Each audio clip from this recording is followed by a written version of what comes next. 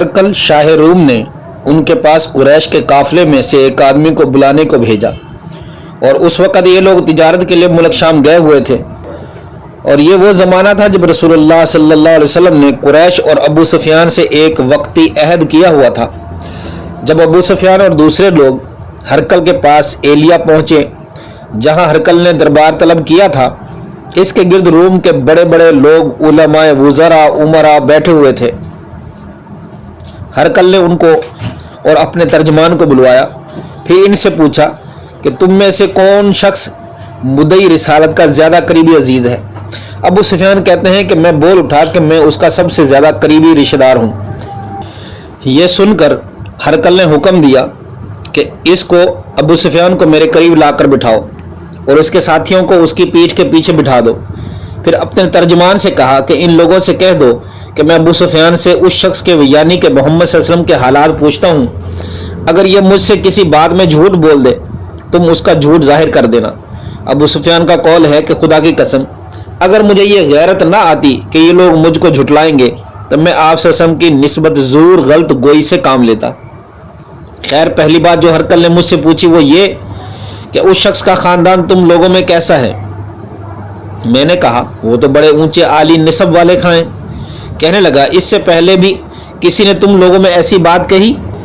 میں نے کہا نہیں۔ کہنے لگا اچھا اس کے بڑوں میں کوئی بادشاہ ہوا ہے؟ میں نے کہا نہیں۔ پھر اس نے کہا بڑے لوگوں نے اس کی پیروی اختیار کی ہے یا کمزوروں نے؟ میں نے کہا نہیں، کمزوروں نے۔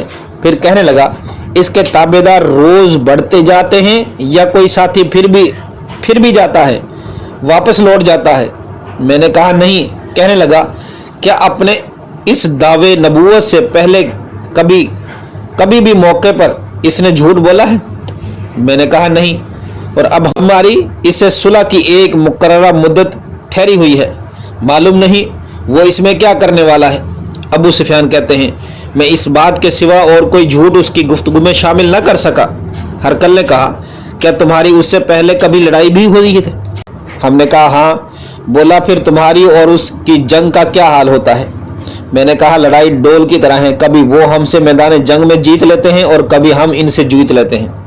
ہرقل نے پوچھا وہ تمہیں کس بات کا حکم دیتا ہے؟ میں نے کہا وہ کہتا ہے کہ صرف ایک اللہ کی ہی بات کرو اور اس کا کسی کو شریک نہ بناؤ، اور اپنے باپ دادا کے شریک کی باتیں چھوڑ دو، اور ہمیں نماز پڑھنے، سچ بولنے، پرہیزگاری اور صلہ رحمی کا حکم دیتا ہے۔ یہ سب سن کر پھر ہرقل نے اپنے ترجمان سے کہا کہ ابو سفیان سے کہہ دے کہ میں نے تم سے اس کا نسب پوچھا تو تم نے کہا کہ وہ ہم میں عالی نسب ہے، اور پیغمبر اپنی قوم میں عالی نسب ہی بھیجے جایا کرتے ہیں۔ میں نے تم سے پوچھا کہ دعوی نبوت کی یہ بات تمہارے اندر اس سے پہلے کسی اور نے بھی کہی تھی تو تم نے جواب دیا کہ نہیں۔ تب میں نے اپنے دل میں کہا کہ اگر یہ بات اس میں پہلے کبھی کسی نے کہی ہوتی تو میں سمجھتا کہ اس شخص نے بھی اسی بات کی تقلید کی ہے جو پہلے کہی جا چکی ہے۔ میں نے تم سے پوچھا کہ اس کے بڑوں میں کوئی بادشاہ بھی گزرا ہے؟ تم نے کہا کہ نہیں۔ تو میں نے دل میں کہا کہ ان کے بزرگوں میں سے کوئی بادشاہ ہوا ہوگا تو کہہ دوں گا کہ یہ وہ شخص اسی بہانہ اپنے آباء و اجداد کی بادشاہت اور اس کے ملک دوبارہ حاصل کرنا چاہتا ہے۔ اور میں نے تم سے پوچھا کہ اس کے بعد کے کہنے یعنی پیغمبری کا دعویٰ کرنے سے پہلے تم نے کبھی اس کو دروغ گوئی کا الزام لگایا یعنی کہ کبھی جھوٹ وغیرہ سنا؟ تم نے کہا کہ نہیں۔ میں نے سمجھ لیا کہ جو شخص آدمیوں کے ساتھ دروغ گوئی سے بچے وہ اللہ کے بارے میں کیسے جھوٹی بات کہہ سکتا ہے۔ اور میں نے تم سے پوچھا کہ بڑے لوگ اس کے پیرو ہوتے ہیں یا کمزور آدمی؟ تم نے کہا کمزوروں نے اس کی اتباع کی۔ تو دراصل یہی لوگ پیغمبروں کے متبعین ہوتے ہیں۔ اور میں نے تم سے پوچھا کہ اس کے ساتھی بڑھ رہے ہیں یا کم ہو رہے ہیں؟ تم نے کہا وہ بڑھ رہے ہیں، اور ایمان کی کیفیت یہی ہوتی ہے حتیٰ کہ وہ کامل ہو جاتا ہے۔ اور میں نے تم سے پوچھا کہ آیا کوئی شخص اس کے دین سے ناخوش ہو کر مرتد بھی ہو جاتا ہے؟ تم نے کہا کہ نہیں۔ تو ایمان کی خاصیت بھی یہی ہے کہ جن کے دلوں میں اس کی مسرت رچ بس جائے وہ اس سے لوٹا نہیں کرتے۔ اور میں نے تم سے پوچھا کہ آیا وہ کبھی عہد شکنی کرتے ہیں؟ تم نے کہا کہ نہیں، پیغمبروں کا یہی حال ہوتا ہے، وہ عہد کی خلاف ورزی نہیں کرتے۔ اور میں نے تم سے کہا کہ تم میں سے کسی چیز کے لیے کہتے ہو، تم نے کہا کہ وہ ہمیں حکم دیتا ہے کہ اللہ کی عبادت کرو، اس کے ساتھ کسی کو شریک نہ ٹھہراؤ، اور تمہیں بتوں کی پرستش سے روکتا ہے، سچ بولنے اور پرہیزگاری کا حکم دیتا ہے۔ لہٰذا اگر یہ باتیں جو تم کہہ رہے ہو سچ ہیں تو عنقریب وہ اس جگہ کا مالک ہو جائے گا جہاں میرے یہ دونوں پاؤں ہیں۔ مجھے معلوم تھا کہ وہ پیغمبر آنے والا ہے، مگر مجھے یہ معلوم نہیں تھا کہ وہ تمہارے اندر ہوگا۔ اگر میں جانتا کہ اس تک پہنچ سکوں گا تو اس سے ملنے کے لیے ہر تکلیف گوارا کرتا۔ اگر میں اس کے پاس ہوتا تو اس کے پاؤں دھوتا۔ ہرقل نے رسول اللہ صلی اللہ علیہ وسلم کا وہ خط منگوایا جو آپ نے دہیہ کلبی رضی اللہ تعالیٰ عنہ کے ذریعے حاکم بصرہ کے پاس بھیجا تھا، اور اس نے وہ ہرقل کے پاس بھیج دیا تھا۔ پھر اس کو پڑھا تو اس میں لکھا تھا، اللہ کے نام کے ساتھ جو نہایت مہربان اور رحم والا ہے۔ اللہ کے بندے اور اس کے پیغمبر محمد صلی اللہ علیہ وسلم کی طرف سے یہ خط ہے، شاہ روم کے لیے، اس شخص پر سلام ہو جو ہدایت کی پیروی کرے۔ اس کے بعد میں آپ کی سامنے دعوت اسلام پیش کرتا ہوں۔ اگر آپ اسلام لے آئیں گے تو دین اور دنیا میں سلامتی نصیب ہوگی، اللہ آپ کو دوہرا ثواب دے گا، اور اگر آپ میری دعوت سے روگردانی کریں گے تو آپ کی ریا کا گناہ بھی آپ ہی پر ہوگا۔ اور اے اہل کتاب، ایک ایسی بات پر آ جاؤ جو ہمارے اور تمہارے درمیان یکساں ہیں، وہ یہ کہ ہم اللہ کے سوا کسی کی عبادت نہ کریں اور کسی کو اس کا شریک نہ ٹھہرائیں، اور نہ ہم میں سے کوئی کسی کو خدا کے سوا اپنا رب بنائے۔ پھر اگر وہ اہل کتاب اس بات سے منہ پھیر لیں تو مسلمانوں تم ان سے کہہ دو کہ تم مانو یا نہ مانو، ہم تو ایک خدا کے اطاعت گزار ہیں۔ ابو سفیان کہتے ہیں جب ہرقل نے جو کچھ کہنا تھا وہ کہہ دیا اور خط پڑھ کر فارغ ہوا تو اس کے ارد گرد بہت شور و غوغا ہوا، بہت سی آوازیں اٹھی اور ہمیں باہر نکال دیا گیا۔ تب میں نے اپنے ساتھیوں سے کہا کہ ابو قبشہ کے بیٹے حضرت صلی اللہ علیہ وسلم کا معاملہ تو بہت بڑھ گیا، دیکھو تو اس سے بنی اصغر روم کا بادشاہ بھی ڈرتا ہے۔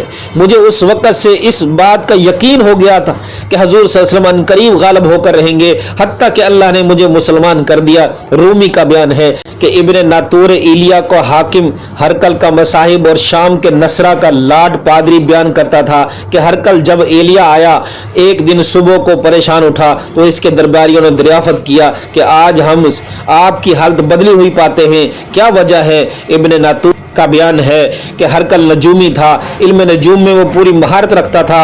اس نے اپنے ہم نشینوں کو بتایا کہ میں نے آج رات ستاروں میں نظر ڈالی تو دیکھا کہ ختنے کرنے والے کا بادشاہ ہمارے ملک پر غالب آ گیا ہے۔ بھلا اس زمانے میں کون لوگ ختنہ کرتے ہیں؟ انہوں نے کہا کہ یہود کے سوا کوئی ختنہ نہیں کرتا، سو ان کی وجہ سے پریشان نہ ہو۔ سلطنت کے تمام شہروں میں یہ حکم لکھ دیجیے جتنے یہودی ہوں سب قتل کر دیے جائے۔ جو وہ لوگ انہی باتوں میں مشغول تھے کہ ہرقل کے پاس ایک آدمی لایا گیا جسے شاہ غسان نے بھیجا تھا۔ اس نے رسول اللہ صلی اللہ علیہ وسلم کے حالات بیان کیے۔ جب ہرقل نے سارے حالات سن لیے تو کہا کہ جا کر دیکھو کہ وہ ختنہ کیے ہوئے ہیں یا نہیں۔ انہوں نے اسے دیکھا تو بتلایا کہ وہ خطرہ کیا ہوا ہے۔ ہرقل نے جب اس شخص سے عرب کے بارے میں پوچھا تو اس نے بتایا کہ وہ خطرہ کرتے ہیں۔ تب ہرقل نے کہا کہ یہی محمد صلی اللہ علیہ وسلم اس امت کا بادشاہ ہیں جب پیدا ہو چکے ہیں۔ پھر اس نے اپنے ایک دوست کو رومیہ خط لکھا اور وہ بھی علم نجوم میں ہرقل کی طرح ماہر تھا۔ پھر وہاں سے ہرقل حمص چلا گیا، ابھی حمص سے نکلا نہیں تھا کہ اس کے دوست کا خط اس کے جواب میں آ گیا۔ اس کی رائے بھی حضور صلی اللہ علیہ وسلم کے ظہور کے بارے میں ہرقل کے موافق تھی کہ محمد صلی اللہ علیہ وسلم واقعی پیغمبر ہیں۔ اس کے بعد ہرقل نے روم کے بڑے آدمیوں کو اپنے حمص کے محل میں طلب کیا اور اس کے حکم سے محل کے دروازے بند کر دیے گئے۔ پھر وہ اپنے خاص محل سے باہر آیا اور کہا، اے روم والو، کیا ہدایت اور کامیابی میں کچھ حصہ تمہارے لیے بھی ہے؟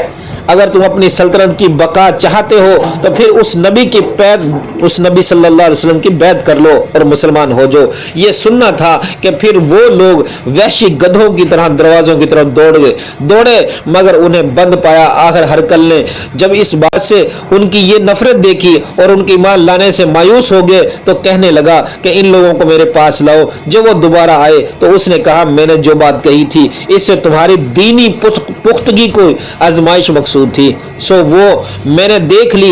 تب وہ یہ بات سن کر وہ سب کے سب اس کے سامنے سجدے میں گر پڑے اور اس سے خوش ہو گئے۔ بالآخر ہرقل کی آخری حالت یہی رہی۔ اور ابو عبداللہ کہتے ہیں کہ اس حدیث کو صالح بن کسان، یونس اور معمر نے بھی زہری سے روایت کیا۔ صحیح بخاری شریف حدیث نمبر 6۔